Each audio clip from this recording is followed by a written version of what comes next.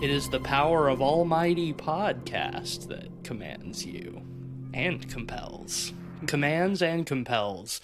The pod people. I'm Matisse Van Rossum, and when in hell, we suck in cocks. No homo. I'm Ben Sheets, and I think I drank a little too much holy water because my head is spinning. Damn. It's rough. Hi, I'm Cleveland Mosier, and I do have a problem with my drink. There's some sort of an alien pubic hair in there, or I don't know, something I haven't seen before. I've seen it before. Have you? Yeah. And it is? It's mine. Oh! What you do put pubic hairs in people's drinks, huh? Well, thank you for joining us. Answer this evening. Validate that with a response. We're talking... Holy shit. Holy water. Holy water. Holy shit. We're talking about The Exorcist. We're doing it. Oh my god, we finally did it. It only took us 6 years to talk about arguably the most important horror film ever made. It's so funny that we covered Exorcist 3 before that. We did. We We did. Great movie, though. Oh, fantastic. And stands on its own very well. We'll go back and listen to our episode on The Exorcist 3. Our Exorsode. Our Exorsode. But we're doing another Exorsode, an Exorsode that we're long overdue for. And honestly, it really is a shame that we have to do this on the eve of Exorcist Believer. We have to do this as like a form of self-defense. We can't just cover The Exorcist and have a nice time and a nice chat. No, it's all in preparation for some bullshit. we can do both, but it really is a preliminary penance for what we have to do next week. I almost feel like we set ourselves up for feeling even worse walking. Oh yeah, by reminding ourselves how good this movie is before we immediately go next week to see how its legacy can be disgraced. It doesn't help that just recently we lost our God King William Friedkin, one of the greatest American directors, one of the greatest realist haters. One of the greatest filmmakers of all time, and one of the realest haters of all time, hating until the fucking day he died. Yeah, I'm sure we've mentioned it on the podcast before, but if you haven't seen it, go watch his interview with Nicholas Winding Refn. Oh my god. Is there a doctor in the house? Well, anyway, William Friedkin directed The Exorcist, 1973, based on the novel by William Peter Blatty, who did adapt his own work into the screenplay for this film. I don't think it's hyperbole to say that it wrote the language for every exorcism movie that has ever been made since then. Well, it's funny because, like, the exorcism subgenre is one of the low batting average subgenres in horror movies. Yeah. You know, like, this one's great, Exorcist 3 is great, and that's about it. There's a few others that are debatable. There's some others that are... like... Yeah, well... There's so many stinkers. Talking specifically, Pope's like, Exorcist is a banger. Catholic exorcism movies, yeah. Well, yeah, we saw the Pope's Exorcist earlier this year. I've seen it twice since. Since? Yeah. So you've seen it 3 times now? I love it. I think it's great. That's crazy, dude. I haven't been paying full attention. I just I've been running in the background and hanging out with friends, you know. But I think it's charming as fun. It's not a masterpiece or anything, but it's a joy. A masterpiece it certainly is not. But this film, on the other hand... Yeah. But no, it is funny you mentioned that, Ben, because it is true. Like, the genre as a whole, it suffers because the formula itself is quite easy to replicate. But really what makes this film wholly original is that it came first. Yes. But also... all of the cliches came from this movie. But also, like, this movie, it acts on those cliches that weren't cliches at the time, but it acts on them, like, so much better. It executes on them. Yes. So much better than any of the films that really came to follow for the most part. And it's almost comical how this subgenre as a whole is not very good, but this film is one of the best horror movies ever made. Yeah, I think you know, the two are not unrelated. I think that part of the reason why this subgenre has such a low batting average is because every single one of them just tries to do this movie again, but louder. Yeah. That is... Yeah. I think that's the problem we'll see next week, too. You know, I think this movie definitely doesn't have a modern sensibility, per se. No. It's very slow and methodical, to a point where I could see some modern audiences having a hard time with it. But, you know, in trying to take this formula and convert it to something more with more modern sensibilities or more mainstream sensibilities, you miss the point of it. Yeah. And that's why so many just fail. The slow build is frankly what makes it work. I mean, There's a sense of dread here. Yeah, there isn't any excising until the third act. Like, yeah, I mean, really, well, I mean, like, frankly, for about 3/4 into really, the the film. last like 30 minutes. The movie's 2 hours, Which- and like the exorcism doesn't begin until an hour and a half in. Which is funny because, like, I think it does.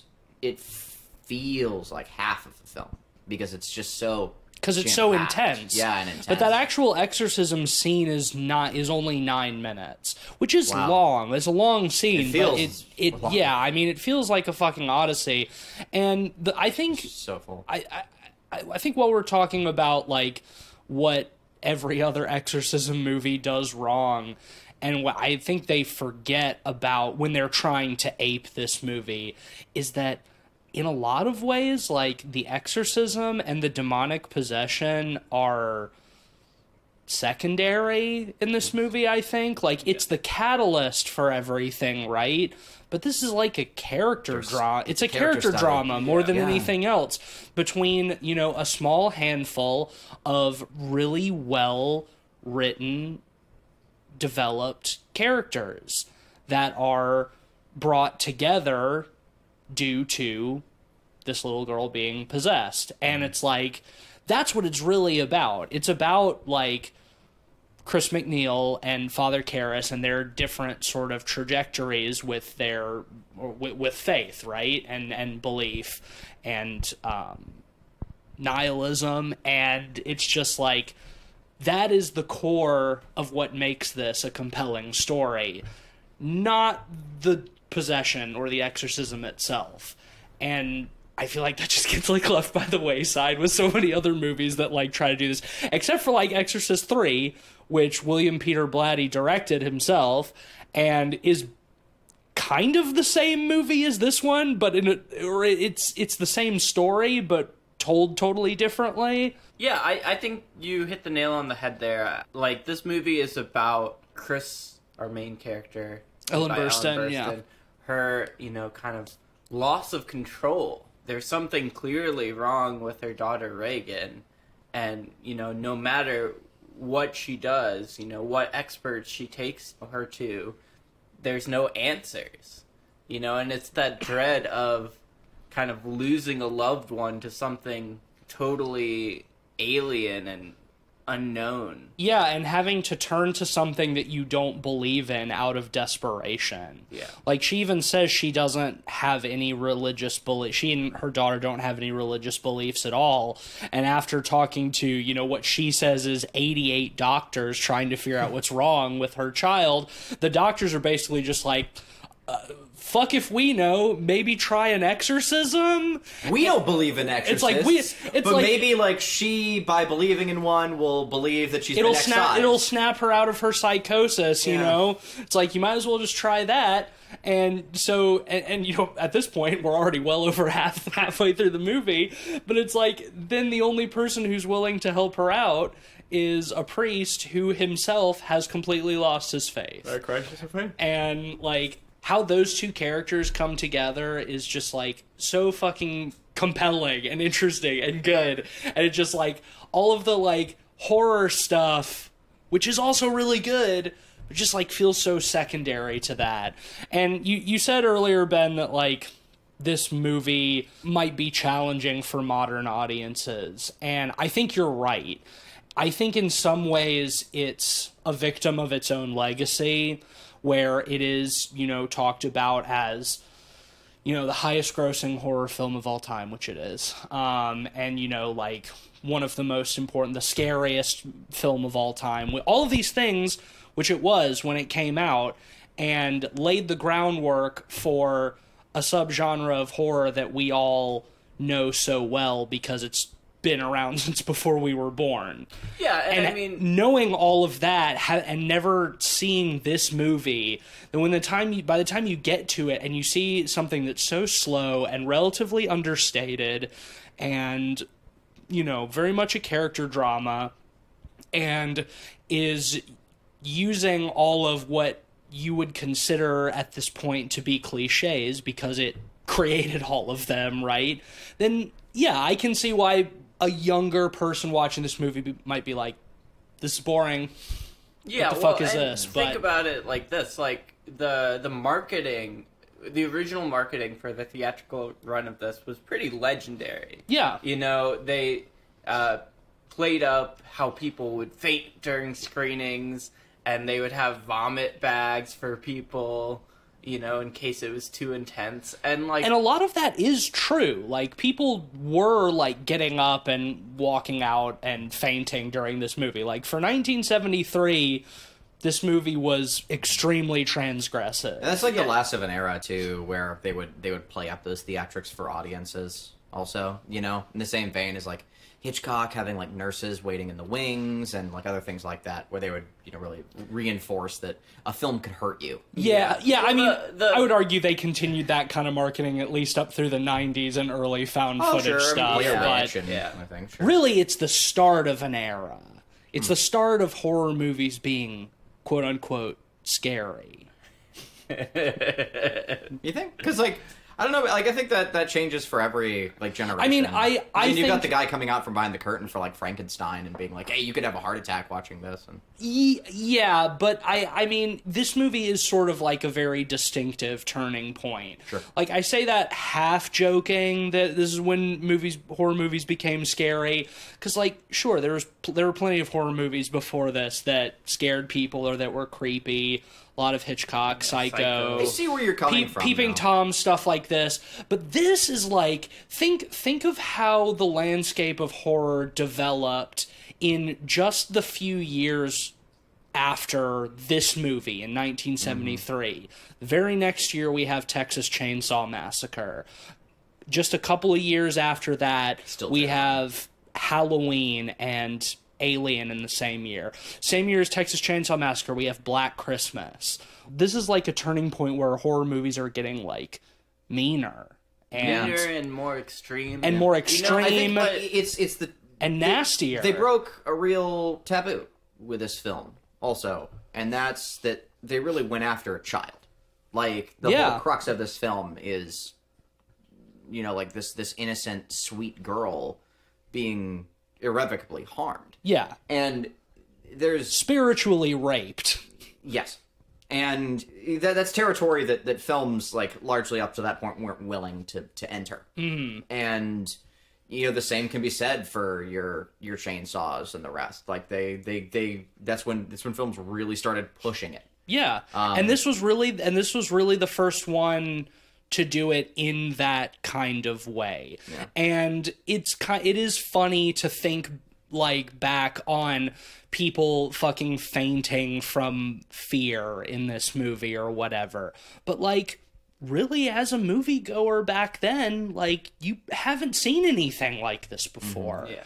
And like, I don't think that like should be understated. And I think you can see a lot of that in like the meat of this movie. And I love watching this movie, trying to imagine what it's like having never seen anything like this before. It's like I can see how this affected people. So I will say, the last time I watched this movie was as a child. Mm. And I had a very talked about this plenty of times before, but I had a very eclectic childhood. I grew up watching the old monster movies and other the Universal like shit, yeah. Universal shit. And my parents had no interest in horror, so I didn't grow up like in horror films apart from, again, like the old classic monster movies.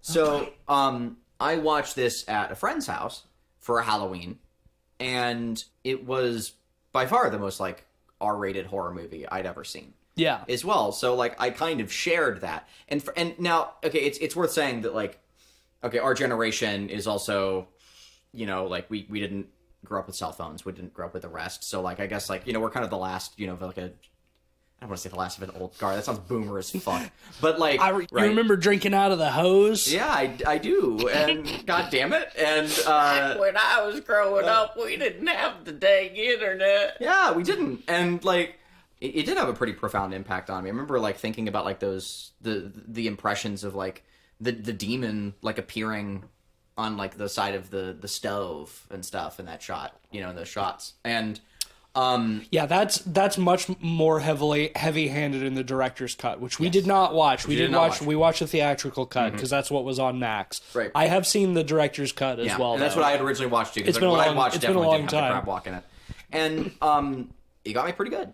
I was pretty spooked. Yeah. By this movie. But it is one of the first like proper hardcore like horror films that I watched. It's creepy too. Like I genuinely think like a lot of the exorcism stuff and just like especially just like the atmosphere that they set like in that room is still like I think unparalleled in films of the genre. Agreed. The way they make it so fucking cold, you can see all of their breath misting because it's just fucking ice cold in there. Yeah, the texture of it. Oh my god, and that was fucking real. They had like industrial air conditioners hooked up to that room and were keeping it like below 30 degrees. So it shows the actors are like physically shivering. Yeah, they're shaking and all of their breath is like frosty in the air and just like that cold light and the fucking like makeup on Linda Blair, Rick Baker, or Dick Smith. Yeah. Rick Baker was Dick Smith's apprentice on this movie. Yeah. The makeup holds up incredibly. So well. And you know what everyone always talks about is like, for good reason, like Reagan's makeup, but the makeup that is honestly the most impressive to me is fucking Max von Sydow's makeup, because he was only 44 when they shot this movie and he looks like an old man. It's like some of the best old age makeup I've ever seen in any movie, and it came out in fucking early 70s. Yeah. And yeah, it's just the fucking attention to detail. I mean, this was not a cheap movie to make, and nor was it an easy production. I think they shot for something like 220 days, something like that. Well, it was only supposed to be like a 60-day shoot initially. It was plagued with issues. There is a scene early on when Reagan's in her bed, you know, freaking out, and the bed is shaking, and she's, you know, having sort of what looks like a seizure. Yeah. And two operators were shaking the bed from behind the wall cutout and really going into it. And she broke her spine. Her and Ellen Burstyn both received like permanent spinal injuries on the set of this. I think the one that got Linda Blair is the one where she's being jerked up into the air when she's thrashing on the bed, because they had her on a harness and a piece of it broke. So when they jerked her up, like it injured her spine.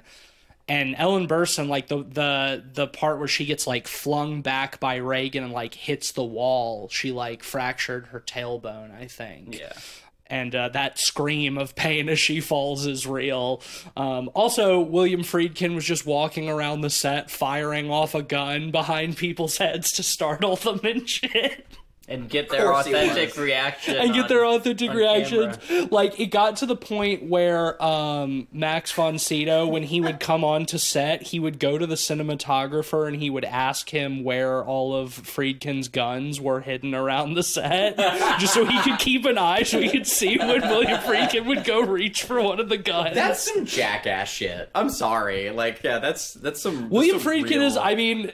One of the greatest, but absolutely fucking insane. A madman. A true crazy person. Like, people like always talk about fucking like Stanley Kubrick being like an exacting and like difficult director to work with.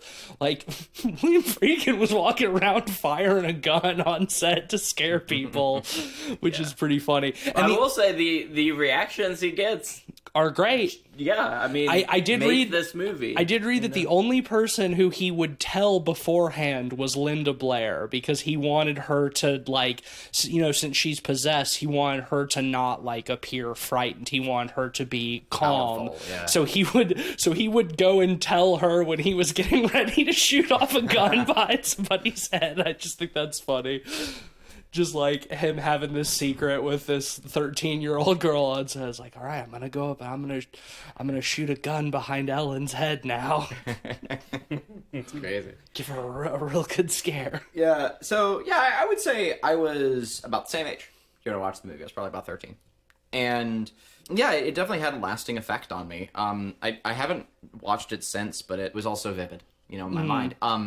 Another thing too is that my family was always like, oh, your uncle saw it, and, like, he's a real macho dude, and, like, it really, like, freaked him out or whatever. Like, we'd never watch it. So my parents were always saying, like, oh, that movie's too scary. We wouldn't mess with that. And, like, having watched it at a young age, I thought, well, damn, it's still just a movie. Yeah. Like, and it felt like I was, like, psychically making my way through some sort of contest, And I still feel that way watching movies, to this day. Like as an adult, like, that, like, when you watch a particularly dark and fucked up movie, it's like, yeah, I'm a psychonaut. Like, I'm mentally, like, empowered, like, I made it through the darkness, on the other side. And, like, I think that's fun. It's stupid, it's corny. I was gonna say, homie, that's one of the fucking dumbest things I've ever heard. But, like, I think a lot of people will relate to that. I think that folks will definitely get down with that idea of, like, watching a horror film to, get power over the, have agency over the dark. I mean, yeah, it's evil. There's a word for it. It's a means of catharsis. Yeah, absolutely. You don't have to be doing psychic battle with it. I think it's funnier, to put it that way.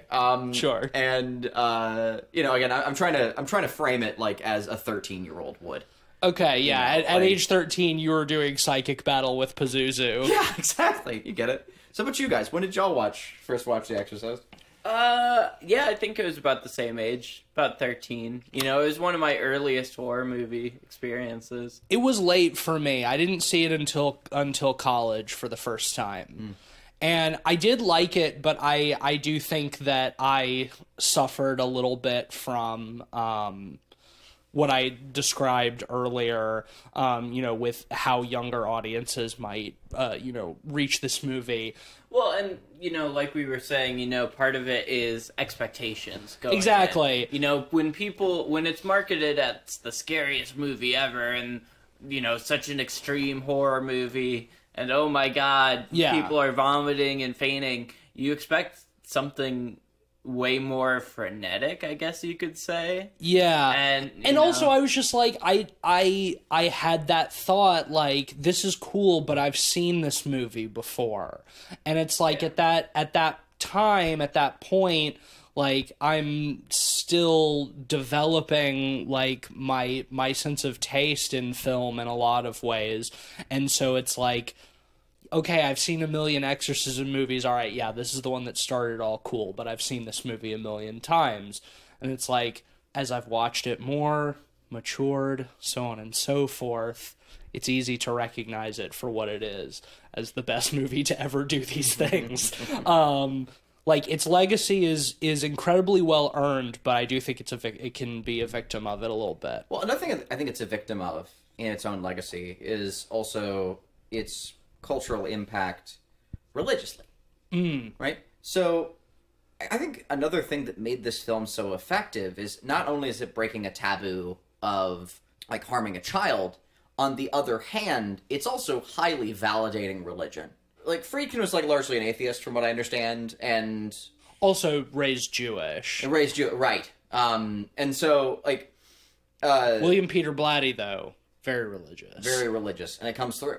Yeah. In the film. And the body of the movie is the mother using every means within her wealth. She's also she's clearly a wealthy actress. She's an actress. Yeah, and showing, like, she has like help in the like multiple, like, manservants and shit in the house. Like, yeah, she's got a maid cooking dinner and, like, a butler and shit. Like she clearly has lots of money. And so she's using all the power of her wealth to acquire all the scientific knowledge to help her child. And so, like, every doctor, the best technology, the best stuff in the world. And you see it in that last scene where the doctors finally suggest, like, hey, maybe try an exorcist. Because it's like, it's a whole panel of people. Yeah. Right? And I love the opening shot of that scene, too, with the big, like... Yeah, just her and down. the huge table surrounded by all these people in white coats. Yeah, like you really see like the extent of like what it's taken to get there. And how isolated she is, how alone she is. Yes, yeah. and because the modern world can't help her. Only religion can.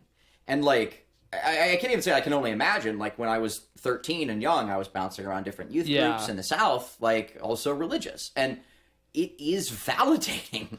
Like, sure. Oh, like watching yeah, that. sure. Like so I think that's one of the reasons The Exorcist did so well, is because even though it breaks like one taboo, it also validates the majority of the nation. You know, like in the US, like it like it's a horror film for Christians, but it validates Christianity. But also, like, some of the greatest critics of the film were a lot of Christians. Sure. They thought it was, like, yes, ultimately, like, God, quote-unquote, does win in the end. Not in a way that I think is as heavy-handed as most of these movies play it. No. We can get into Thankfully. that. Yeah. But...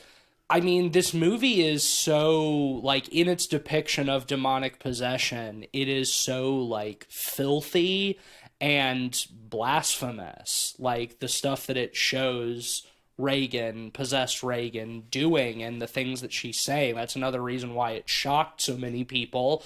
And I also think it's, you know, not unreasonable to say that in the 70s, you know, Americans were largely more religious than they are now. Yes. We live in a more secular world now, Absolutely. 50 years later. And, you know, that was already, you know, well beginning at this point in the 70s. I'm not saying they were all, you know, believers and so on and so forth, but I don't know if I agree that this is a horror movie for Christians. No, but I get where you're coming from, but I don't think it's well compared to a lot of the movies that have tried to do what it does. I don't think that this movie is ultimately cheerleading for Christianity and cheerleading for God. It's definitely not championing Catholicism. God doesn't really intervene and win in the end, does he? It's Karis's goodness and selflessness that wins. And you can say that is God working through him, sure, but it's not like, you know, it's not like the fucking Conjuring 2, where the demon is, like, blasting, you know, fucking Vera Farmiga up against a wall, and she holds out her crucifix, and, you know, a beam of light blasts the demon off into hell or whatever. Like, it's... this movie is so much smarter than that, you know? Rich, yeah. And... Well, I see it kind of in a similar sense to, like, The Passion of the Christ. You know, like The Passion of the Christ is also like much more modern, but like arguably a horror film for Christians also. Well, yeah, that it is, because that film is proselytizing. Yes. It is made, you know, specifically to prey on Christian guilt. See the horrible torment that your Savior underwent for you. Be a better Christian. Give money to the church. Give money to Mel Gibson. Man, Give money. I don't think Passion of the Christ is a horror movie, but if it was, it's not. But it's a horror movie for definitely Christians. Cover it. It's not. But it's a horror movie for Christians. It's more of an exploitation movie. Yeah, but again, a horror movie for Christians. The types of people who are going to see that do not watch. I think shit that bloody. Part of the reason this was so controversial with the reactionary right and Christian sex is a lot of, you know, those people like take art on face value. Yes. So when you see a child, you know, masturbating with a cross and saying, "Let Jesus fuck you," yeah, you're gonna be offended regardless of whether it's a demon or not. You know? Because you might be kind of dumb, but you're you're not so dumb that you don't realize that that's an actor doing that, and that like they're reading lines that were written by somebody. So in the act of putting those words to paper and then acting them out on camera, you are committing blasphemy, right? Yeah, and like in fairness, like too, I remember that sort of dialogue around the film as well. Again, growing up in the very Christian South, you would hear that sort of thing where it's like, like, oh man, just by watching a movie like that, you're inviting something. Yeah. And maybe, to kind of come back around on it, because I think, before I mention this point, I want to say, like, you said it well, this movie was divisive, and it was controversial, and it created a lot of dialogue, right? Like, everyone was talking about this movie. And I think to present the other side of what I was mentioning about, like, how it validates Christianity, there is also that other aspect of it that you were mentioning as well, from a Christian aspect, too. Like, it's blasphemous, and people, I think, saw it as something that invited evil. Yes. In a very, like in a satanic panic sort of fashion. Yeah. As well. And I think that, think that both realities are true. I think that, like, and that's why there was so much contention around it. And also, like, there were a few cases of, people, like, killing themselves right after seeing this movie, or a couple of people did some murders and then tried to say that they were possessed after seeing The Exorcist. Sure, I'm sure there's a whole rash of them. Possessions. So, like, those kinds of stories help fuel that panic as well. Something that I feel like is easy to overlook, too, is another thing this movie did is it introduced the concept of exorcism into the popular culture, because that was not a thing in pop culture, like, at all before this. Most people didn't know what the word exorcism meant before this movie. Like, in that fucking line where Karras says to Chris McNeil in the basement, he's like, there are no experts in exorcism. You probably know as much about exorcism as most priests do. And it's like, that was true. And then this movie comes along, and all of a sudden, exorcism is now a part of pop culture, and we see the way that it's, like, ingrained itself in horror everything. Books, movies, that should TV. Be emphasized, because even in the film, like, exorcism isn't, like, a common practice in Catholicism. It's like a fringe of a fringe of, like, an extreme sect that's, like, closeted off and, like, brushed aside, and they, the Catholic Church pretends it doesn't even exist, and you have to get a load of authorization to even, carry one out. I think that's what makes that whole angle so compelling for the Chris character, is not only is she having to go to the church as a last-ditch effort to help Reagan, it's not just going to a normal church. It's, going to, like, an extreme viewpoint that, like, most Catholics wouldn't even believe in, you know? And as somebody who doesn't have the idea of an exorcism like that, like, just being told, it's like, yeah, there's, like, a ritual where a priest is gonna, like, come over to your house and do, like, a bunch of, like, Latin chants and stuff, and it'll expel the demon from your daughter. Like, that sounds fucking insane, right? I mean, she says, she's like, she's like, are you telling me to call a witch doctor? That's, like, I think such an overlooked thing is, like, that when this movie came out, like, the idea of an exorcism was fucking novel. And it's like, that's so hard for me to, like, wrap my brain around, is, like, not having, like, a strong conception of what an exorcism is. And the reason that we all do is because of this movie. Yep. Well, I do want to talk about the opening a little bit. Love the opening. The opening is sort of unexpected if you don't know what's coming, because it's set in the Middle East. In Iraq. Yeah. And it's like 20 minutes. It's like 20 minutes. Yeah. Set and shot. And it's all centering around Max von Sydow's character, yeah. My dad likes to say Max von Sidecar, which is rude. Yeah, that is rude. I'm shouting out. They're calling him out. Yeah. Canceling your dad for making fun of Swedish people. Yeah, that's fucked up. It is fucked up. Yeah. you know, he plays a priest, but he's also doing some archaeology. Mm-hmm. He's digging up tombs, as one character later says. Yeah, it's very deliberate in its pacing. As, you know, things are revealed, he finds artifacts. Yeah, well, he finds a little statue of a head, a bestial looking kind of head, that makes him, you know, very unsettled. And I like that, you know, he's looking at that again in, like, the office of, you know, whoever that guy is, the curator of whatever, and he says, you know, evil fights evil, or evil to fight evil. The idea that, like, these people were, like, invoking their own demon to, like, drive away others, I think is very cool.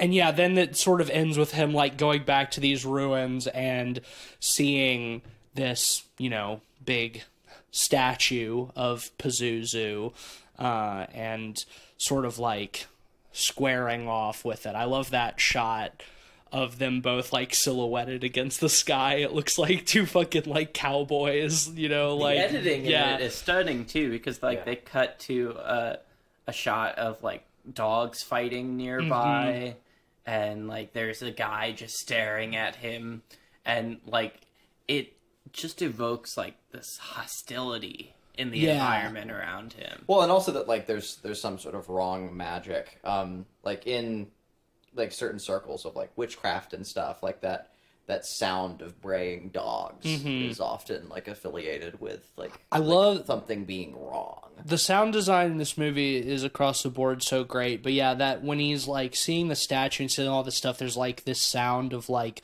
buzzing flies that just sort of is, like, escalating, and yeah, I love this as, like, a setup for, you know, something that doesn't pay off until the climax at the very end, but kind of, you know, when they do bring Max von Sydow back at the end, it's like, okay, he knows he's encountered this demon before.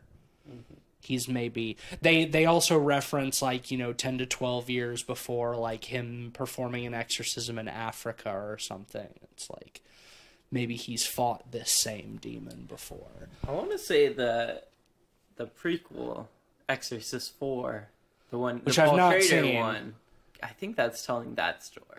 Okay. Dominion, Exorcist Beginning. The Paul Schrader one, that's the one, because they shot the movie twice. Yeah. And it's, like, totally different, and one of them is Paul Schrader. Yeah, they're both Exorcist 4. Yeah. Which is confusing. I have not seen those. Yeah. I've only seen no idea. I've only seen 1 and 3, and I think I'm fine with that. I've heard 2 sucks.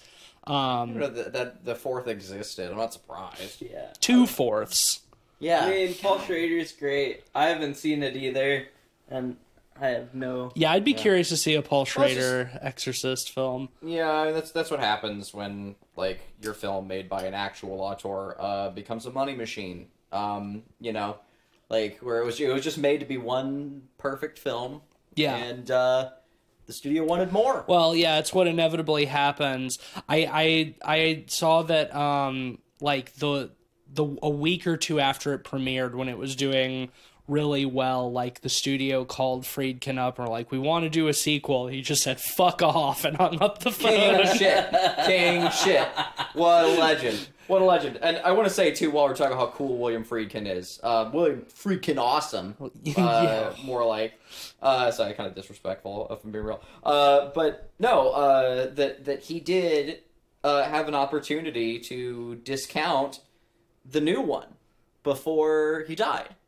Is that, you know, he said in an interview that, like, people will probably try and say that, like, I no, want this movie he to fucking happen. tweeted it. Like, Yeah, it was he like a tweeted fucking it. vicious tweet. Like, what a last legend. year, like, there's rumors that I'm involved with a new Exorcist sequel, and I just want everyone to know that is not fucking true. Yeah. Legend. Yeah, Fucking he was legend. great. Like, got that one out there. Let folks Honestly, know. not that he would have seen it anyway, but probably better that he died, like, before Exorcist Believer even came out. Oh, yeah, well, I mean, like, if he had... Better for him to not He exist was around in for the the same... other 4, so, it's 3 is good. But even still, though. 2... I don't know, we're already talking shit about a movie we haven't even seen yet. Yeah, What if it's great? So, something that is great about this film is what they feel they don't need to say. Many other exorcism films, I think, including other films in this franchise, make the mistake of getting into the deep lore of the demon. Yes. And here... Love how vague this one is. Right, well, it's vague, but, like, they give you enough texture to go off of. Yeah. The whole intro, the film we were discussing, like, clearly, this is an ancient creature. It has a face. We see it, like, imposed on her, and in dreams, it appears. There's flashes of this weird face, and I guess on the stove as well, in certain cuts. Yeah. And, that weird face was literally just an alternate makeup test for one of their early ideas for Reagan's makeup. So they just did her up like that and, like, took a bunch of stills and were like, nah, we're gonna go with something different. But they still used it to just, like, flash every now and then as, like, the demon's face. You can see, like, Nosferatu, kind of. Yeah. You see, like, the heavy shadows under the eyes. Yeah. It's kind of rat-like. It's very vampiric. And there's all the stuff that, like, the demon starts to let on and to say to the father before Max von Sydow arrives. But when Sydow arrives, he makes it clear, don't listen to it. Yeah. Those are all lies. Discount it. And so from that point on, like, we're also sort of instructed to, like, not give that any heed. Mm-hmm. He's spent his whole life, like, traveling all over the world, being a little Indiana Jones, like, searching out, like, the deep lore of this demon, and it's important that we don't know it for our own safety, because, like, it's a hazard. Yeah. To know it. And that's cool. That's cool as fuck. So, like, he, like, freaking gives us, like, enough texture to know that it is real, but not enough to tell us what it is. And that's what makes it powerful. And, like, and it gives it that speculation. And I think it also creates great dialogue around it, too, where folks can talk about what it is. And it's also largely why, again, I haven't seen it, but it's why, like, 2 is largely lambasted for giving it a name. Pazuzu. Yeah. That's silly bullshit. Well, I mean, that is, in fairness, Pazuzu is an actual demon from, like, old Assyrian and giving it a name or Babylonian. naming it, I should say. But also, in the novel, The Exorcist, and in the script, the demon is named as Pazuzu. That's why it works. It's never said in the movie. And that's what you did. But yeah, that's good writing. My point is like the second one didn't just come up with a goofy name to give this demon. No, and that's not the problem. That was always there there in its lore. It's that they named it. It's that they gave it that name. Yeah. Because as an audience member, like, part of the fun is putting the pieces down yourself and being given that opportunity to do it, to interact with the film. Yeah, the cool thing is that, like, by saying they don't actually need to name it, because they give enough clues that, anybody who wants to do that digging can figure it out. Like, the statue that Max von Sydow faces off against is, like, an actual statue of Pazuzu, of that actual demon, like, based on all of these, like, ancient statues that have been found, like the tall bestial face thing, 4 wings, big snake cock, one arm pointing up, one arm pointing down. And what's cool is that Pazuzu is, like, the demon of, like, the southwest wind or something like that. And so one of the first things we see when we're introduced to Reagan and Chris is when Chris comes in and the window is open. Rat. And, like, it's From blowing in the wind. And, she goes and she closes it, and, by design. Yeah. Yeah. See, that's so cool. And that's what I'm saying, right? Like, and it's like none of that is explicitly stated in the film. And it's like that's like extra deep lore that you can find for yourself. Yeah, probably much easier to do that now than it was in 1973. And that's the best storytelling. I think it applies to video games as well. But it's that idea where, like, you build it and then you let the audience, the player, the reader, the viewer, like, you let them explore it themselves and find those puzzle pieces. You give them enough to still give them a cohesive story without. Like, and that's key. Yeah. And that's the character story. Like, that's what the movie is. You know, like, as a film functioning on its own in a vacuum, it's a fantastic character story about desperation and loss of faith. And faith being regained out of desperation. And, like, that all holds on its own fine. And then, in addition, you get the really tasty... It's also a good horror movie. Yeah, it's a great horror movie. You get all this additional lore and depth that even if you don't know it, you feel it. Yeah. Yeah, well, I think that not explicitly being explained and things not being super lore-heavy helps in a sort of folklore-esque way. You know, this came out before the internet. You know, when people talk about this movie, they talk it up in the extremes, and, like, when you're sharing what happened and what happened secondhand and, you know, what you think the lore is, it gets an almost mythical status. And, you know, it's one of those cases where I heard about this movie years before I first saw it. Yeah. And it was talked up like it was the scariest thing. Yeah. And I think that's because it doesn't explicitly explain everything. So again, it gets this sort of folklore storytelling secondhand from people. And also, she vomit pea soup. That's scary, too. And crab walk down the stairs. And, well, that's only in the director's cut. Yeah. That is what everyone talks about. That's I true. will say, yeah, like, we watched, as you mentioned, we watched the theatrical cut, and I think the theatrical cut is very good. However, I do miss some of those more over-the-top effects from the director's cut. And I get they kind of make the movie feel a little less grounded. It's funny that it's called the director's cut, because it is, technically, but it really should be William Peter Blatty's cut, because all of the stuff that they put back in was stuff that Friedkin wanted to remove in the first place, specifically because he thought it didn't work. The crab walk thing he thought was showing too much too early in the film, and that's why he wanted to cut it. And all of these things, Blatty fought him on.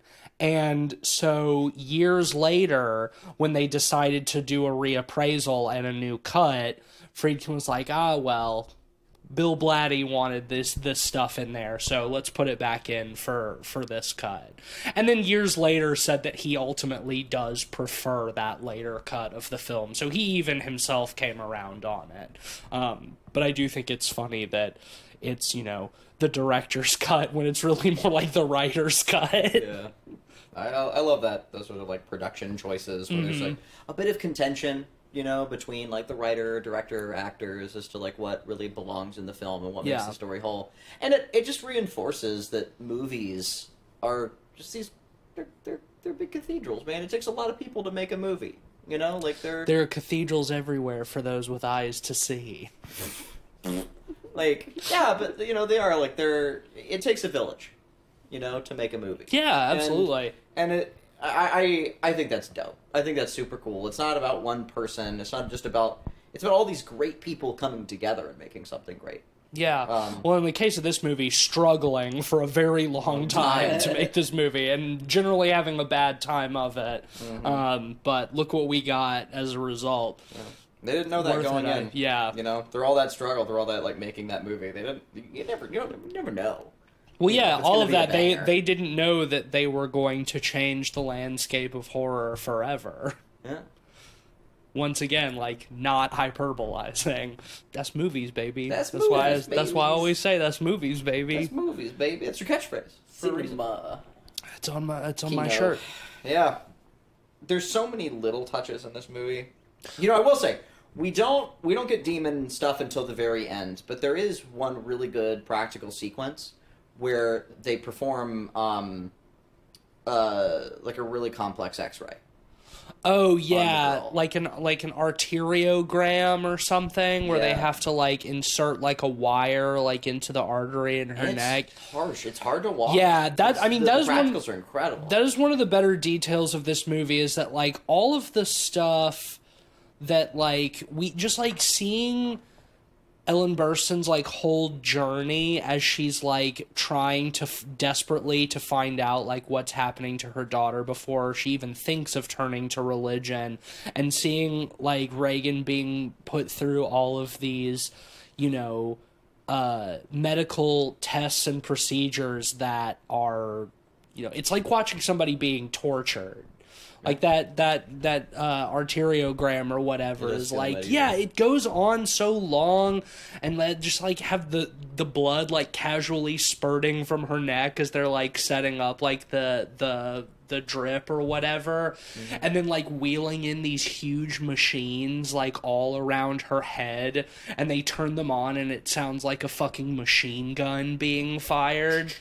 Well, and it's also so well and gracefully reinforced by the cinematography. We're always seeing this from the mother's perspective. Yeah. Like what the they're shots doing are always to her over daughter. her shoulder. Yeah. She's watching like from behind a glass panel, and so like even like when we cut over to like the close-ups and the shots of it going through her throat, we still see the window there with the mother in the background, like always watching, concern for her daughter, and it puts us on edge the same as she is. And like same as well with like the scene with the scientist, like she's at the head of the table. When the scientists are speaking to her, the camera's like rotating behind her, and it's always putting her like in silhouette and behind it. We're always like when necessary, like when to raise the tension, we're seeing it through her eyes, and over her shoulder. It's great, and it's that kind of subtlety that they don't make them like that anymore, man. Just making it really feel like you're watching it with that person to the point where you almost become that person, like feeling those sequences out. And that's just good cinematography, man. Like, yeah, and you emphasized like how torturous that procedure, arteriogram, something like that.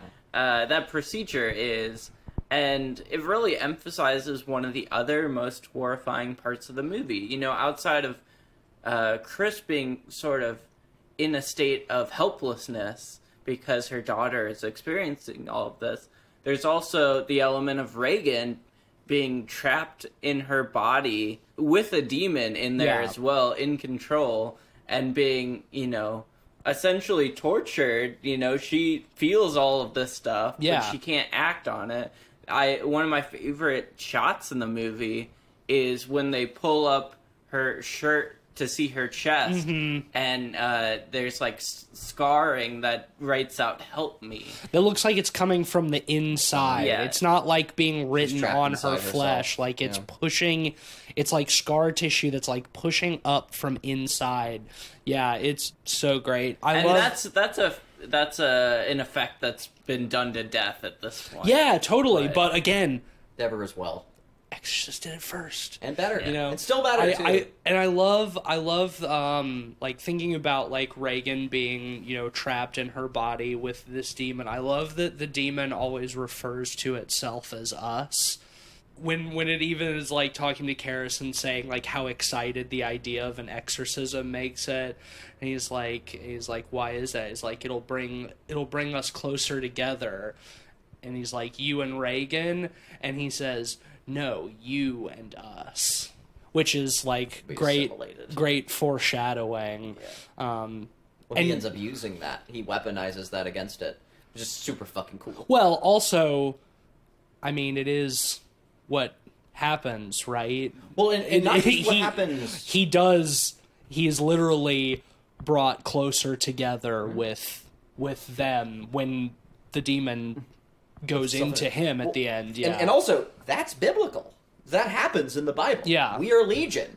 Like, you know, that's always quoted. But the sequence that happens in that part of the Bible is it then puts itself into an army of pigs, and they Jesus sends them into a herd of pigs. Yeah, and then drowns all. And they all run into the river. So that idea of like demons hopping hosts and then using that opportunity to kill the host and kill the demon. That's just the Bible, baby. Yeah. Like, and so, like, it is cool that, like, they do use the same rules that they're pulling from to destroy the demon. And again, that's because it was written by an avid Christian. And, like, it works for it. Like, it's thought out. something I will, the one little thing that I will push back on is, in this case, I do not think at all that it is the demon that causes Karras to jump from the window at the end. That is his strength of will. Yeah, like Christ willing it into the sheep to drown them. That is his strength of will taking over before he's about to hurt Reagan and hurling himself from the window to save Reagan and get rid of the demon. No, there'll be no disagreement for me. Like, that's just a clarification. Because, like, that's what's so cool. It's like, he hears earlier on when the demon tells him, you know, we're going to make you us. Yeah. And he realizes, I can use that at the very end. And he brings the demon into him, take me instead. Yeah. And he has that, well, and they even show it pretty clearly. Like, we see, like, his face becomes horrific. And then for just a split second, it's him again. He sees the window. He knows the stairs are murderous. And he leaps as the demon comes back in, killing the demon. Yeah. Like, no, it's very clearly telegraphed. Yeah. Fucking yeets himself out the window. Hell yeah, Yeets himself out that window, goes all the way down them stairs. Another cool thing about that, with the stairs, to backtrack, is there's a thing that isn't shown, but is told in the movie. And it works well because later we get to see it. But earlier on in the film, the mother has to go out to get medication. Or the mother is out, I think, like, filming on a gig or something. And the nanny has to leave, and she leaves a drunk there to look after the girl for a the director of the film. The director of the film. That she's working on. Yeah, you know what? Sorry, I'm bouncing a little bit, but let's backtrack even more for a second, because I did use my intro name for it, and I feel like that needs explanation for those listening. Like, there's a scene where there's a party at the house before she starts to show her signs. Yeah. And in that, the director has this weird line, and I wanted to ask you guys about this. It's probably why I picked it for my name, because like it's a mental note, because I'm so confused by this. What the fuck did he mean? There's just a shot where the director he's starting to get drunk. He's starting to get drunk, and he looks into his glasses, he kind of swirls it, and he says, "Oh, it seems there's an alien pubic hair in my glass. I've never seen anything like this before. What do you think it means?" And then he goes on, "What the fuck does that mean?" I don't know, man. He's just being weird, a weird zany artist. I think he's just drunk. I think he's just fucking drunk. Man, I've been drunk a lot. I've never said shit like that. What the fuck does that mean? What I love about that scene and him is I know where you're going. Is that he has like an imagined vendetta with like Ellen Burstyn's like butler, because the butler is German. Well, no, the butler is Swiss. He even tells him in that scene, because the director's like following him around, accusing him of being a Nazi. Yeah, well, he says it so much better. And he's like, I'm Swiss at one point, and walks off. Yeah, the director, like, he catches him in the kitchen, and the director, like, looks down his glass, and he looks back up at him, and he says, I love how, because he doesn't just say, "Oh, you fucking Nazi," or whatever. He goes, cunting Hans. Yeah, like, you cunting Hans. What an insult. Like, it's fucking wild. Like, cunting Hans. Like, so silly, man. So yeah, the director, later on, he goes up to look after the girl. Or at least that's what's told to us, because we see the aftermath. The mother comes back into the house. She sees there's a big draft in the windows. She closes them. Well, even before that, as she's walking back to the house, there's like a huge crowd of people like gathered at the foot of the stairs, but she can't really see like what's going on. Mm-hmm. So yeah, still putting the pieces together. Yeah, and what's so fascinating about that sequence is like it breaks, a sort of traditional cinematic rule of, show don't tell. This is all told to us secondhand, and I think in our imagination of what happened, especially later when the detective tells Karras about the aftermath and how his head was all the way turned back, we imagine so much worse than they could ever show. Well, the cool thing is though is that like we get to have our cake and eat it too. It's a setup for the payoff at the very end of the film. Yeah, because the same thing happens to Karras. Yeah, so here we're told, a similar thing happens. But similar. The director was likely thrown from the window by the demon, but Karras throws himself to take the demon with him. Man takes a big old tumble down some real long stairs, and we get to see it. So it's set up there. It's a great stunt. She sees the aftermath. It's slowly pieced together. A detective comes in and is like, a friend comes in and says, "Hey, you don't know, the director was, he died, he fell down the stairs," and we're slowly piecing together that, we learn from the detective later on that, oh my god, she, twisted his head around and threw him out the window. Like a super powerful, man had to do Well, this. what it's super cool. So like, there's all this dialogue about those stairs, and we keep seeing the stairs, but we keep talking about the death on the stairs, and then at the very end, boom, we get to see it in full. Like the camera tumbling down the stairs, him going down, and like all the payoff. So like, yeah, like it tells and then shows. Yeah. So you do get both. And that's it's fucking Pet Sematary. It's never go down that road. He eventually does go down that road. Yeah. You know, like that's the beauty of it. What I love about that detail too is that, like, a common complaint I hear about this movie, even from people who like it, is that the head turning around, like Reagan's head turning around, is like too much. That, like, it's like a goofy effect, and that, like, it's just like a little bit too over the top for how grounded the rest of the movie is. And while I can see where that comes from, like, the fact that the detective, like, tells Karras that Burke or whatever, the director who fell down the stairs earlier, that his head was twisted completely around backwards.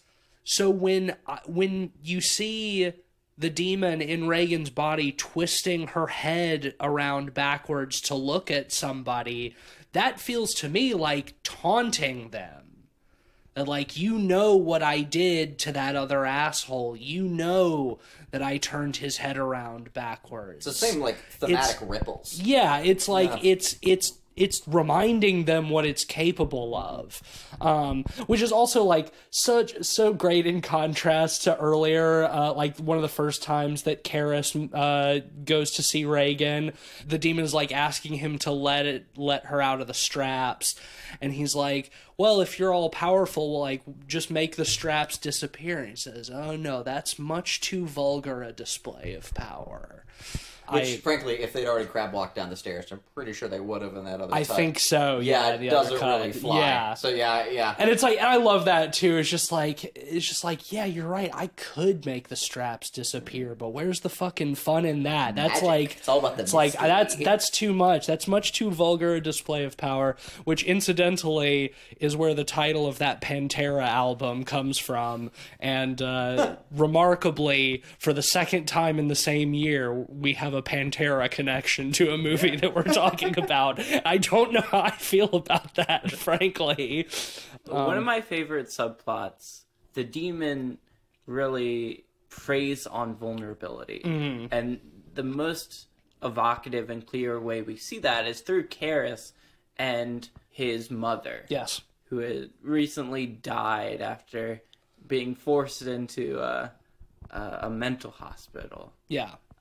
So he has a lot of... Like a sanitarium. Old folks home. Yeah, he has a lot of baggage with that. Well, he feels guilty about it. Yeah. Yeah, and the demon preys on that hard. One of the most evocative sequences is that dream sequence with Karras. Oh my god, I love that. Yeah, where it's almost... Before he's even met the demon. Yeah, it's almost like he's just, like, foresight, like, feeling, like, premonitions of what's to come. Yeah, I love how it's shot, too. You know, it's almost silent with him kind of moaning and mumbling in his sleep. Yeah, it's the sound is the sounds of him sleeping, which is, like, such an interesting thing to do for, like, this dream sequence. But yeah, that shot is, like, shot from, like, across the street of, like, his mother coming up from, like, the subway and, like, calling for him, but you can't hear anything. And then she, like, goes back down to the... That is, like, so simple, but it's so fucking spooky. Yeah. It's so evocative. Yeah, well... Feels like a shot of Pazuzu. Yeah.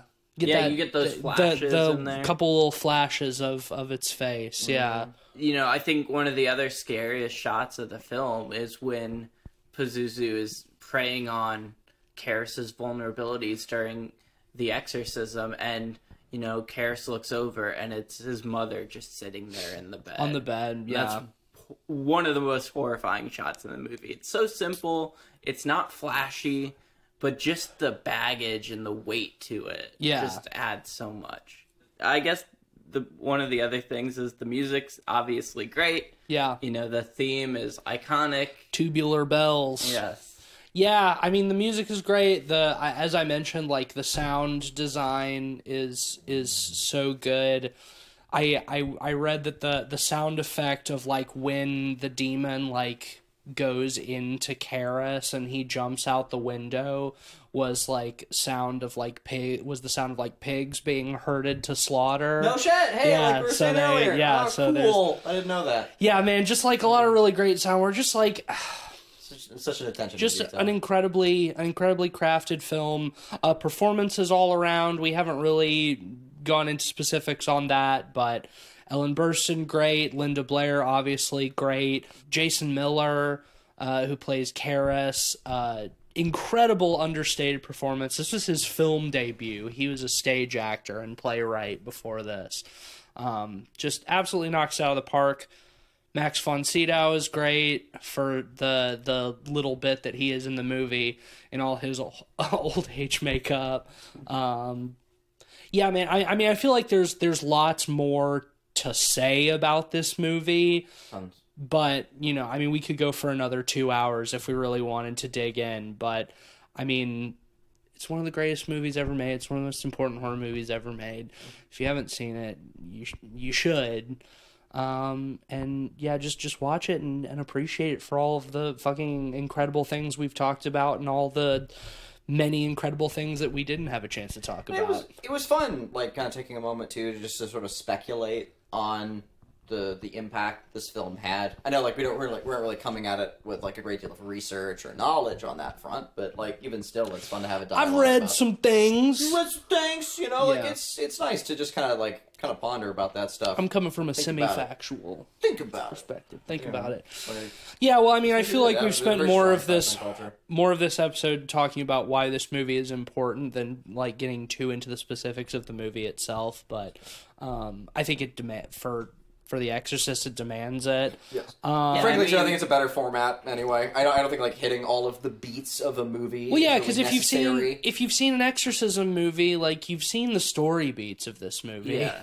Well, and the movie is very minimalistic, you know. If we went through the beats, you know, it wouldn't take long and it wouldn't be the most compelling. That would be good content. And, you know, B, like you said, if you've seen an exorcism movie, you've seen this. This is the blueprint. Yeah, the blueprint, the golden standard. Tubular blueprint. Tubular blueprint.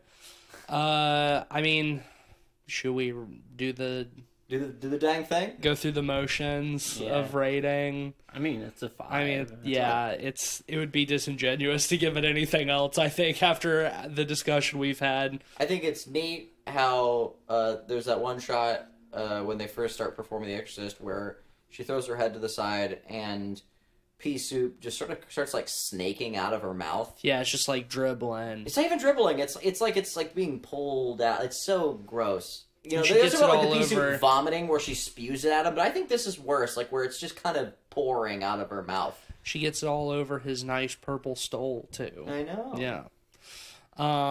She really stole the scene.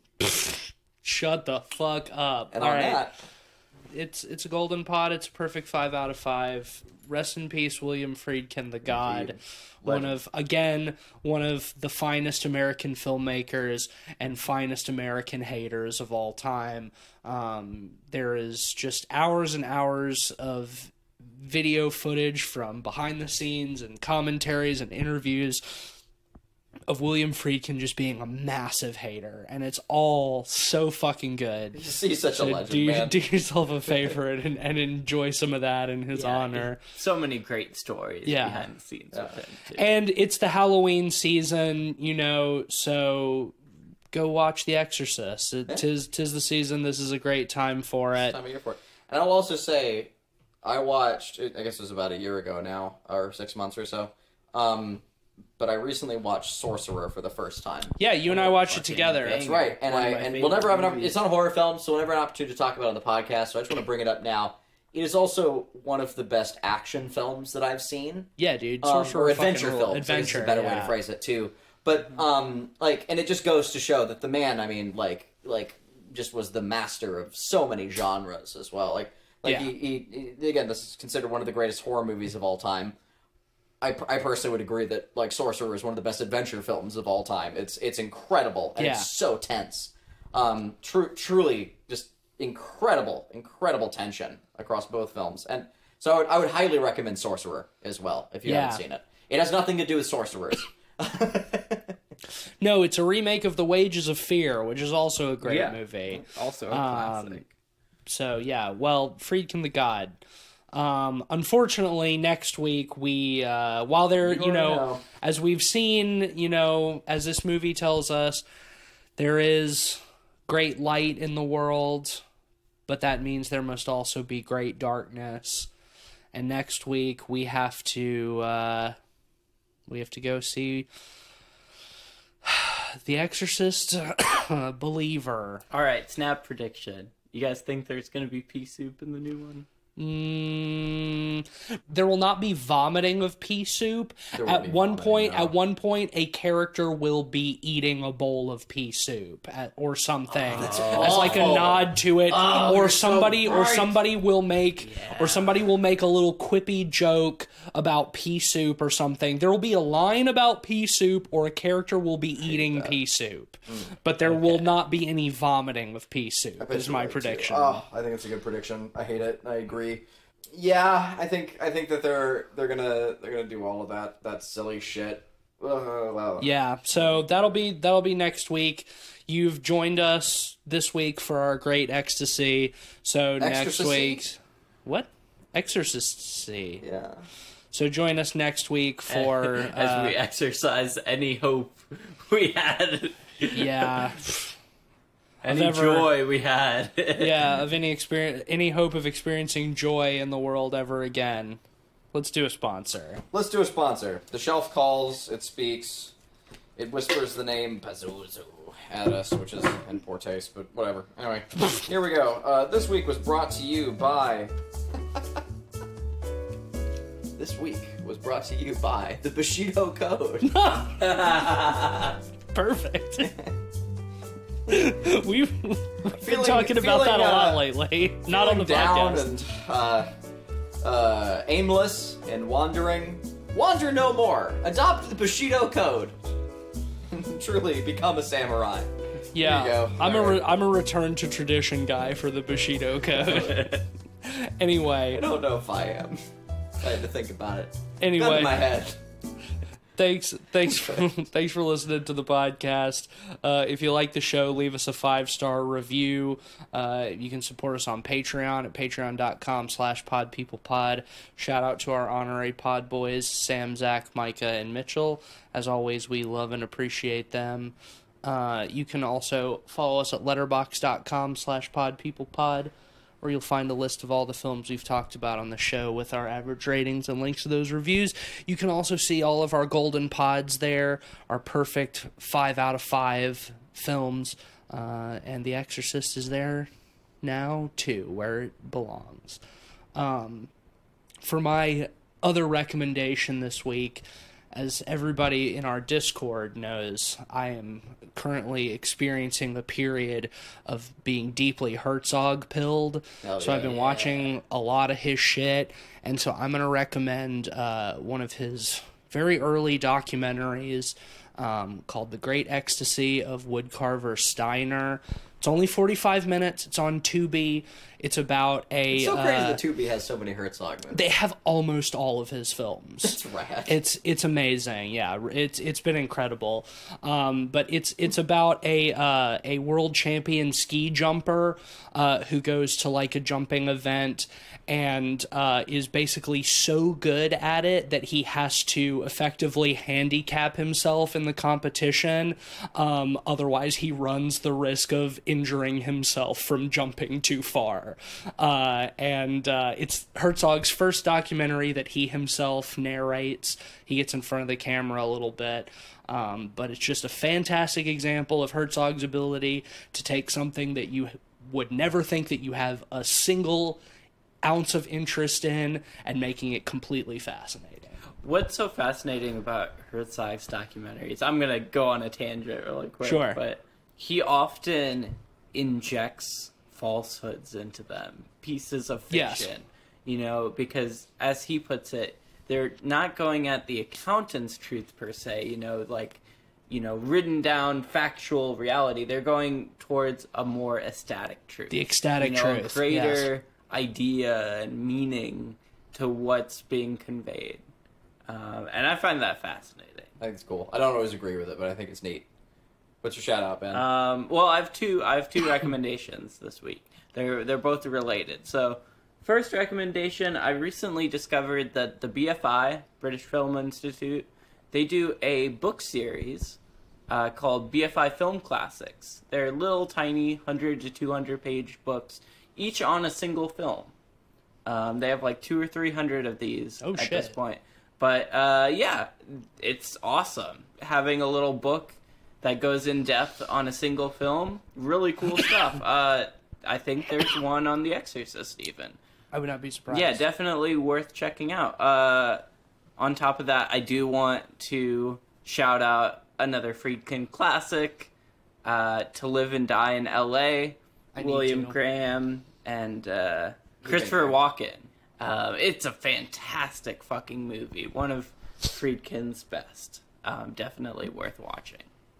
Oh yeah, I've got a bunch of little micro shout-outs. Now that the showcase is out and over, the Indie Horror Showcase, sponsored by the Mix Horror Visuals and Dread XP. You know them because I work for them. What? It's now out as of the day of recording, the 19th, and all sorts of incredible trailers were dropped during it. Some really amazing indies. I'd recommend just like flitting through the showcase. Just to see like some of these like really cool games that you might not have heard of before. But in addition, on the Dread XP side, we launched like so many new trailers that in some capacity I had a hand in. From Hellpunk to Silvio, Black Waters to Amanda the Adventurer 2, and of course Creepshow as well, and Sucker for Love 2. I mean, so many great trailers. Hopefully I didn't forget any. There's just so many. But yeah, mainly, please do go check out the Creepshow trailer. We worked very hard on it. There's a whole like visual sequence that we hand animated. Also, I want to shout out because I kind of fumbled the shout out last week because the showcase hadn't come out yet. So I just want to like more formally shout out Christopher Yabsley's Pigsaw Human Abattoir, the sequel to Pigsaw that he announced in the showcase. Also, a squeal-quool almost. It's got pigs. Yeah. So yeah, go. I don't think it's a Steam page up yet for wish listing, but you can go check out the trailer for Human Abattoir. All right. Well, thank you for listening. In preparation for next week's episode, we do ask for you to please pray for the safety of our souls.